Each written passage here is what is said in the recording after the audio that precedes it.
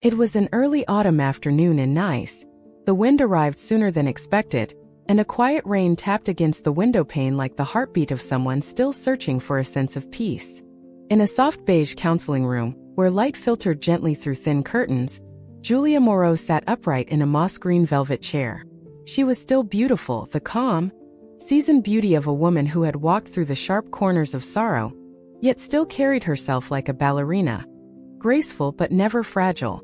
The therapist, a man in his early 40s with a steady voice and eyes that listened, looked at her for a long moment before asking softly, "May I ask, what brings you here today?" Julia didn't answer immediately. She gazed out the window, where raindrops traced long, fading memories down the glass. I'm not sure. Maybe. I just need to hear myself say it aloud. To know that I truly lived through it. And that somehow, I'm still living. A breeze rattled the window frame. Silence spread between them, like a pause in a song that had forgotten its next note. Julia turned her face back, her eyes far away. You know, there are some kinds of pain that don't come from losing someone but from realizing they were never really there to begin with. She gripped the teacup in her hand, holding on to something that had long since gone cold. The small clock on the table struck 4 p.m., just enough time for a soul to drift back into its past. Julia said with a faint smile, not bitter, just quietly letting go. I used to think I was the perfect wife. Successful, not controlling, patient, trusting. But it turns out trust is just another form of blindness if given to the wrong person. The therapist nodded gently. He didn't interrupt. He knew stories like these didn't need prompting. They just needed space to be heard. Julia leaned back, eyes closed. She could see herself months ago, a woman in a black trench coat, standing in the rain outside La Maison de Verre, watching through misted glass as her husband leaned in to kiss another woman. That night, I didn't cry. My heart just stilled. Not broken, not screaming, just hollow. Like all the air had been sucked out of me, and I was left a shell, weightless and barely breathing. A single drop of water fell from her hair onto her palm, waking something unnamed but long asleep. You once asked me if it still hurts? No. Not anymore. But the cold lingers. Like the first rain of the season. Not enough to soak you, but enough to seep into your bones. The therapist flipped to a new page in his notebook, then stopped. He didn't write anything. He simply looked at her, like someone watching a person walk out of a storm with no visible wounds. And yet, something inside her had clearly died. And he said softly, "Julia, are you ready to tell me everything?" I think it's time. And with that quiet affirmation, memory began to flow. She would take him and us back to that summer night, to a single message that set a quiet fire to everything she thought she knew. Some truths can't be spoken to just anyone, but we still long for someone who will listen without judgment. If you found yourself here, perhaps it's because you too are looking for such a space. A place that doesn't rush you to move on, but instead, gently walks with you through the wreckage. This channel is for you. Subscribe if you need a whisper in the storm, to remind you that every fall is not the end, but the beginning of a stronger you. The story didn't begin with lightning or a dramatic phone call at midnight. It began with something much quieter. A single message on a locked phone screen. Don't forget to book Maison Lauren. I've picked the red dress you always loved. Julia replayed the words in her head, over and over, like someone trying to decode a foreign language. Only this time she understood every single word. Instantly. Completely. She didn't unlock the phone. There was no need. The sender's initials, RB, faintly glowing through the lock screen, were enough to crack something inside her. Julia didn't scream. She didn't storm into the bathroom where her husband was showering. She simply stood there, holding the phone, her hands turning cold, lips slightly trembling. I still completely still.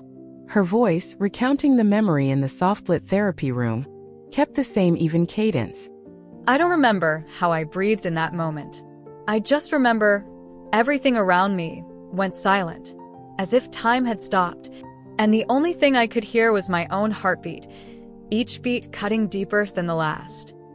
She exhaled, like she could still see that woman, Julia, frozen with the phone in her hand, as the truth began to unravel. That message was just the first domino, because after it, Julia started to replay it all. The distant look in her husband Michael's eyes, the rushed dinners, the unfamiliar colognes, the late nights that never had corresponding emails to back them up. She said with a sad smile, I used to believe that suspicion was a weakness. But in the end, intuition was the only thing that kept me from drowning. And then she did something she used to judge others for. She hired a private investigator. Not to catch him in the act, but to confirm something her soul already knew. That her instincts weren't lying. A week later, the investigator returned. He handed her a thick envelope, photos, dinner receipts, audio from a hidden mic. Julia didn't need to go through all of it. Just one photo was enough. The woman, Rebecca, opening a tiny blue gift box. A Tiffany bracelet. The same one Julia had seen in Michael's browser history. The one he told her was a surprise for their 8th anniversary. I laughed. It wasn't even a real laugh. More like an exhale of disbelief. And then I cried. Not for him. For me, for once believing love was something sacred. That night, she poured herself a glass of red wine, opened the investigator's email. At the very end, there was a brief note. P.S. I managed to retrieve Rebecca's emergency contact from her gym file. Could be useful. Julia stared at the phone number. She didn't want revenge. But something inside her shifted. It wasn't a wave. More like a quiet tide that slowly flooded everything beneath the surface. She said, For the first time, I didn't feel pain. I just felt cold. Like someone who's walked through a blizzard, not wet, just brittle. Sharp. And unstoppable. I dialed the number. Hello, is this Mrs. Wilson? I know this might come as a surprise, but I think we need to talk. About Rebecca. And a man named Michael. Her voice, then as now, didn't waver. Silence. Then a quiet breath on the other end, followed by a sentence that changed everything. We're coming to surprise Rebecca for her birthday this week. She doesn't know. It's going to be a big surprise. Julia closed her eyes for a moment. Yes, she whispered. A very big surprise indeed. That afternoon, after the cold, surreal phone call, a wound that cut clean through reason, Julia sat motionless in the armchair by the window. Outside, the autumn sun began to fade, casting soft orange streaks across a pale purple sky. So peaceful it almost hurt to look at. She found herself wondering, why are the days before a storm always the most beautiful? In the softly lit counseling room, Julia's voice floated like wind across a still lake. I had never spoken to her before, but Mrs. Wilson said one sentence that changed everything. We're coming to surprise Rebecca. And I thought, what if I was part of that surprise? It started as a spark, but soon, it became a fire in her chest. Not the kind fueled by rage, but by something quieter, stronger. The will to reclaim her place in a story that had shoved her to the margins. Julia didn't scream. She didn't confront anyone. She didn't break anything. Instead, she picked up the phone again, this time to call someone she never imagined she'd need. The husband of the other woman. His name was Daniel. An architect. Steady. Soft-spoken. His voice carried the weight of someone who had known too much silence. I introduced myself. There was a long pause, Julia recalled. Then he spoke. Rebecca is my wife. Or, she used to be. Why are you calling me? Julia didn't say much. Just sent him a few photos. A brief note about the Tiffany bracelet. A few details about their secret meetings in hotels. When both ends of the line fell quiet, Julia breathed out one sentence. Soft as fog but heavy as fate. They're having a birthday dinner on Friday. At Maison Lauren. Her family will be there. And I think it's time the truth took its place at the table. There was no response. Not for a moment. Just the sound of Julia's own heartbeat pounding like a drumroll behind the curtain of a stage. Then Daniel finally spoke. What do you want to do? I don't know, she said. I'm not looking for revenge. I just don't want to be the last to know anymore. They met Thursday afternoon. A small cafe on a quiet corner. Golden sunlight cutting through dusty windows. No yelling. No dramatics. Just two adults facing each other across lukewarm tea, trying to reassemble the pieces of two seemingly perfect marriages. Do you think we're doing the right thing? Julia asked, eyes resting on a photo of Michael and Rebecca together. I don't know, Daniel replied. Maybe it's wrong. Maybe it's selfish. But at least this time, we're not staying silent.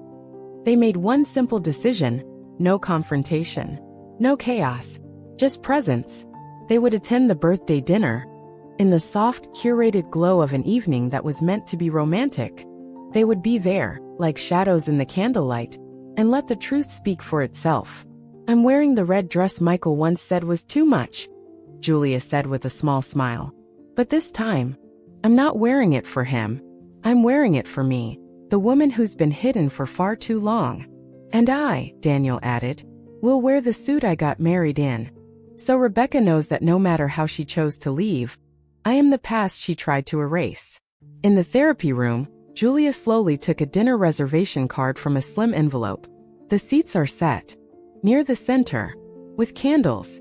With lilies. With smiles. And with the most piercing silence of all, the silence of truth. Her voice wasn't angry. It was calm. Devastatingly calm. This time, she whispered, I'm not showing up to save a marriage. I'm showing up to save myself. By the time the sun dipped behind the skyline, Maison Lauren was glowing. Golden light spilled from crystal chandeliers through tall windows, casting a dreamlike glow. The kind that made you feel like you'd stepped into a French romance film. Outside, a fine autumn mist began to settle, as if the world itself were trying to blur what was about to unfold. Julia arrived early. So did Daniel. They didn't say much. Just exchanged a look, the kind that confirmed, everything is ready. In Julia's small leather clutch weren't weapons, but evidence. Stolen memories. Secret recordings. Photos of Rebecca wearing a Tiffany bracelet, beaming in a way Julia once thought belonged to her alone. Together they stepped inside. Slowly, like actors walking onto a stage. Maison Lauren had no idea that tonight, in the background of vintage French ballads, an unscripted scene would unfold. One the main characters didn't even know they were in. You booked the table near the right corner? Julia whispered. Yeah, by the window. Bright enough to see the whole performance. A server bowed and led them to a table discreetly chosen. Close enough to witness, far enough to stay out of the first blast. Every detail had been planned. For wine glasses set deliberately. A bottle of red centered, as if symbolizing the weight of it all. Two chairs positioned directly across from the table where Rebecca and Michael would be seated. Everything in place. And then the dinner began. Rebecca walked in with Michael. She wore a form-fitting black dress, red lips, and a glittering bracelet. Her smile was effortless. Her posture graceful. She looked like a woman who had it all. Michael walked beside her confident, as if nothing in his world could go wrong. They had no idea. The ghosts they tried to bury were already seated. Do you remember the first time we came to this restaurant? Julia tilted her head. Eyes locked on them. No, Daniel said. But I'll remember tonight. From the other side of the room, Mrs. Wilson entered, glowing with excitement, ready for what she believed would be a perfect surprise party. Behind her trailed Mr. Wilson and Rebecca's two younger brothers, Jake and Daniel, the other Daniel, not Julia's companion tonight. Julia stood up. She smiled faintly. I'm going first. I want to see Michael's face when he sees me. Daniel gave a single nod. His eyes no longer carried vengeance, only the quiet acceptance of a man who had already closed the door behind him. Julia walked slowly, past candlelight, past curious glances, past the hushed whispers beginning to stir, and made her way toward the center table. Happy birthday, Rebecca. No one was ready for that moment. Michael looked up first. In his eyes, a storm of three emotions: confusion, panic, and dread. Rebecca blinked, puzzled. I'm sorry, do I know you? Then Julia stepped slightly aside, just in time for Mrs. Wilson and the rest of Rebecca's family to come into view. Mom? Dad? Jake? Rebecca gasped. Why are you? Julia didn't let her finish. And I'm Julia, Michael's wife. For the past 8 years. Time froze. Candles flickered. Wine glistened. The music played on. But every eye in the restaurant turned toward them, toward the truth now standing under full light, no longer willing to hide backstage. There was no shouting, no shattered glasses, not a single curse. Only silence, a cold, staggering silence. Sometimes, a woman's greatest strength isn't in how loud she can scream. It's in how calmly she walks through fire without losing her grace. If you've ever walked away from a moment others thought would break you, stay with us. The stories we tell here aren't to reopen wounds. They're to remind you, you survived. And you did it with quiet, undeniable dignity. Rose, subscribe if you want to turn your past storms into the most beautiful part of your journey forward. The moment Julia uttered the words, "I'm Michael's wife," the entire restaurant Maison Lauren seemed to freeze behind a layer of fogged glass.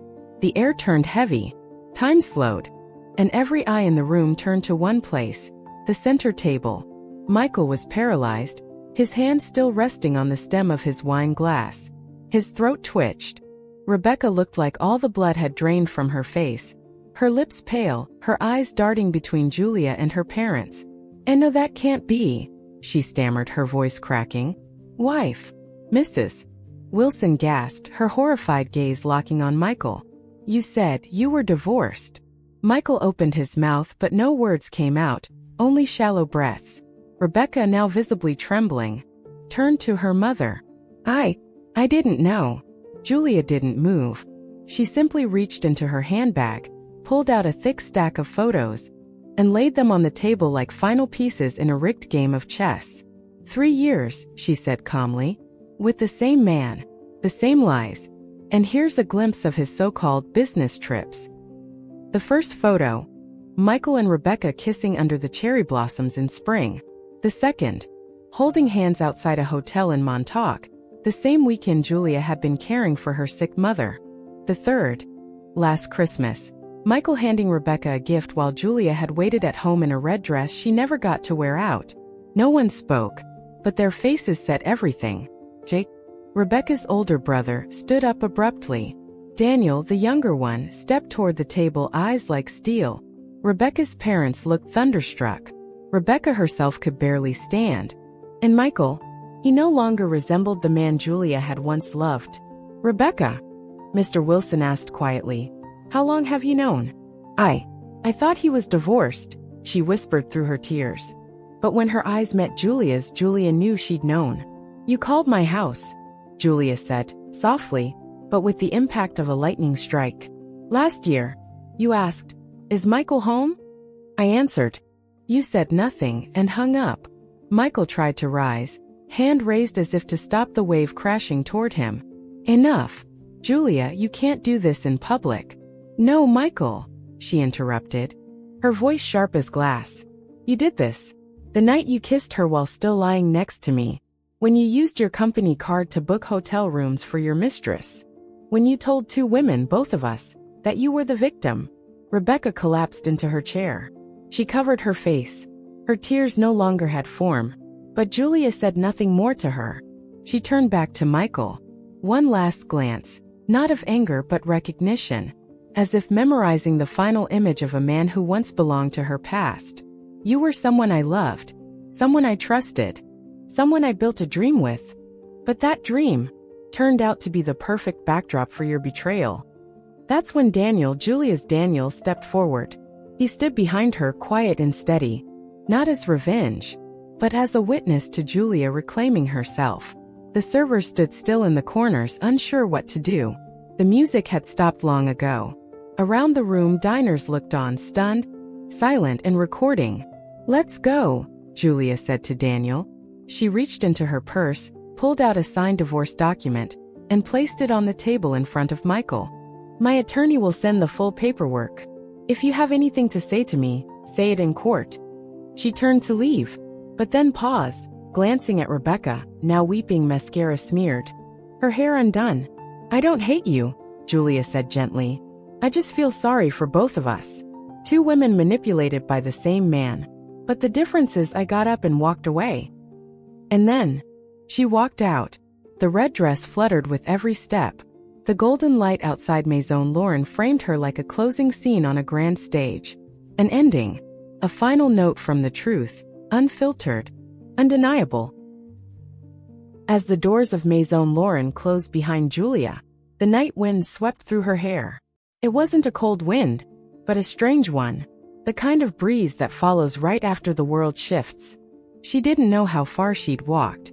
She only remembered the sound of her heels clicking against the sidewalk, each step like a knock on the door of an old heart. A heart that had finally freed itself from its last set of chains. Daniel walked a few steps behind her, quiet as always. He didn't ask anything. He didn't need to. He knew what Julia needed now wasn't comfort, it was presence. Solid and still, Julia said suddenly, her eyes fixed on the soft glow of the street lamps ahead. Have you ever thought that some pain is so deep, you stop knowing who you are? Daniel didn't answer right away. We stopped by a row of stone benches in a quiet park.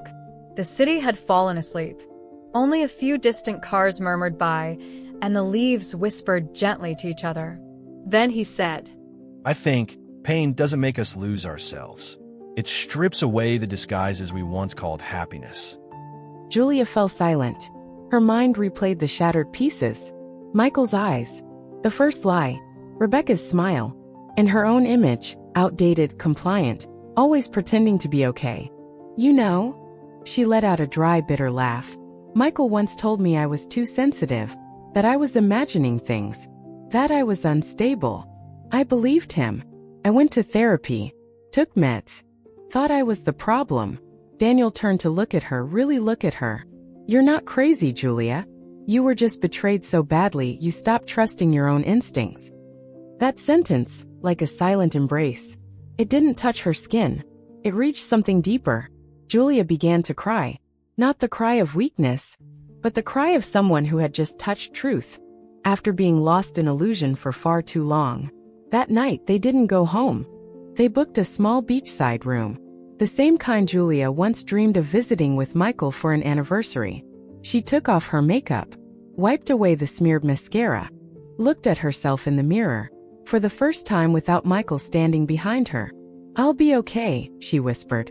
To herself, no one else. Daniel placed a cup of hot tea by the table. He said nothing. And that night, for the first time in many months, Julia slept. No nightmares. No jolts. Only the soft rhythm of waves outside, and a door gently creaking open to a new chapter. The next morning, sunlight filtered softly through white curtains, painting pale stripes across the wooden floor, like quiet bridges connecting the Julia she had been to the woman now slowly rising in silence. She woke early. No heaviness, no panic, just clarity, as if the night before had been a ritual, a moment where she returned what belonged to the past and reclaimed what was hers to keep. That afternoon, she walked back into her attorney's office, but she was no longer the fragile woman who had once shrunk into the corner of the room. She was a woman holding every card in her hand, ready to play the game, not out of revenge but for truth. I don't want to destroy him, Julia said, her gaze steady across the table. I just want the truth to sit where it belongs. She laid a thick folder down on the desk. Photos, emails, bank statements, Audio recordings. security camera footage. Every piece of evidence was a thread, sewing back together a story that hadn't been told honestly, not to wound but to heal. Michael once referred to me as the financial backbone in a mortgage application, Julia said with a dry smile. Well, this time, let me be the backbone that carries this divorce through to the end. At the same time, Daniel wasn't sitting idle. He quietly filed a report to the company's ethics board, detailing how Michael had used company resources to fund personal expenses tied to Rebecca. Dinners, hotels, lavish gifts. Julia had once believed that betrayal hides in the shadows, but she learned it can live under bright lights. Shaking hands with investors, signing deals, smiling on stage, and still be a lie. No one thought he could get caught, huh? Her lawyer said with a knowing smile. But life has a strange way of balancing things out.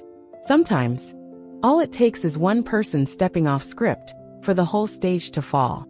A week later, Julia stood outside the courthouse. Divorce papers signed. No shaking. No fear. Michael called 3 times. She didn't answer. He texted, "What do you want from me?" Julia stared at the screen. Typed. Erased. Then typed again.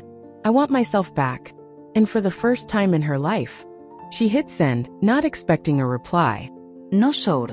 No shouting. No dramatic takedown. Just clarity, wisdom, and an unshakable sense of self. Julia proved. The real victor isn't the one who strikes hardest, but the one who refuses to become like the person who broke them. Her new apartment was on the 18th floor. Floor-to-ceiling windows opened up to a sky full of wind. Every morning Julia stood there, coffee in hand, watching the city wake beneath her, and in many ways, it mirrored her own heart, no longer staggering from old wounds, but beating in slow, steady rhythms of freedom. Michael was no longer in her life. No more unfamiliar cologne on his shirts. No more lukewarm hugs before work. No more pretending. No more lies. And for the first time in 8 years, Julia knew exactly who she was living for. I thought I'd fall apart after the divorce. But it turns out, I was just beginning to actually live. At night, she learned to sleep alone. Not the kind of sleep that numbs you, but the kind that's gentle, quiet. A rest that no longer carried whispers from someone else's absence. Every night became a lesson in letting go. And every sunrise, a chance to rise from the wreckage, this time whole. She filled her days with work, yoga, and meals cooked not out of duty, but for joy. Not to distract herself, but to reconnect.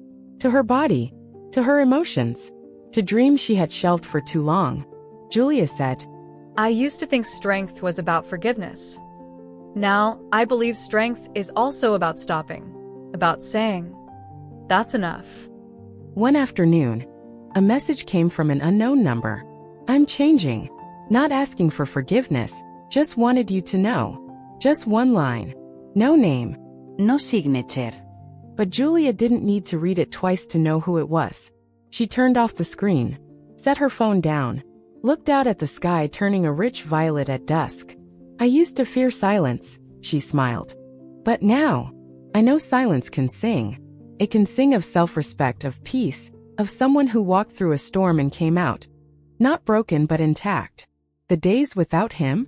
They weren't as lonely as she once feared. They were simply quiet, but a kind of quiet that lets the light in. 1 year after that fateful evening at Amelie, Julia walked into another celebration, but this time it was her own. The red dress from that night had been replaced by a deep teal velvet gown. Simple. Elegant.